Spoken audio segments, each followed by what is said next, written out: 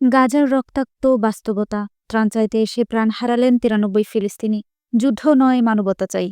এই বিশ্বে যখন আমরা এক কাপ কফি হাতে শান্তির গল্প করি, তখন কেউ একজন গুলিবিদ্ধ হয়ে পড়ে থাকেন ক্ষুধার্ত পেটে, শুধুমাত্র এক মুঠো খাবারের আশায়।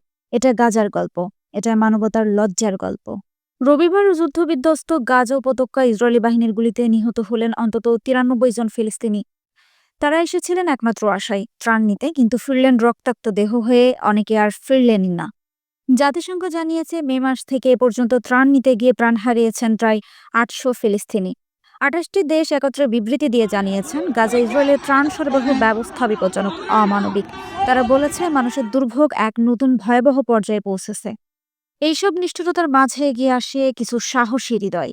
ফ্রিডম ফ্লোটিলা কোয়ালিশনের জাহাজ হান্দালা ত্রাণ সামগ্রী নিয়ে আন্তর্জাতিক জলসীমায় গাজা অভিমুখে যাত্রা করেছিলেন জাহাজটি, তবে সেখানে বাধা দেয় ইসরায়েলি বাহিনী। ফ্রিডম ফ্লোটিলা জানায়, ইসরায়েলি বাহিনী জাহাজটির ক্যামেরা বন্ধ করে দেয়, যাত্রীদের অপহরণ করে নিয়ে যায়। জাহাজে ছিল শিশু খাদ্য, ঔষধ, পানি। কিন্তু যুদ্ধ চায় না শান্তির এই জাহাজ পৌঁছাতে পারেনি গন্তব্যে। হামাস এই ঘটনাকে বলেছে জলদস্যুতা। তারা জাতিসংঘের প্রতি আহ্বান জানিয়েছেন এ ধরনের মানবিক অপরাধের বিরুদ্ধে ব্যবস্থা নিতে। তারা বলেছেন, শত্রু ইহুদিবাদীদের হুমকি উপেক্ষা করে অধিকার কর্মীদের সত্যের বার্তা পৌঁছে দিয়েছেন। এই মুহূর্তে গাজার শিশুরা খাবার নয়, মরিচে ধরা গুলি খাচ্ছে। ত্রাণ নয়, তারা পাচ্ছে শোক ও শ্বাসরুদ্ধ বাস্তবতা। মানবতা কি মৃত, না আমরা এখনো আশাবাদী? আপনি কি অন্যায়ের বিরুদ্ধে কথা বলবেন? বিশ্বকে জানাবেন নীরবতা নয়, আমাদের দরকার প্রতিবাদ। অনন্যা মালিথা সুমি, দৈনিক দেশ জনতা।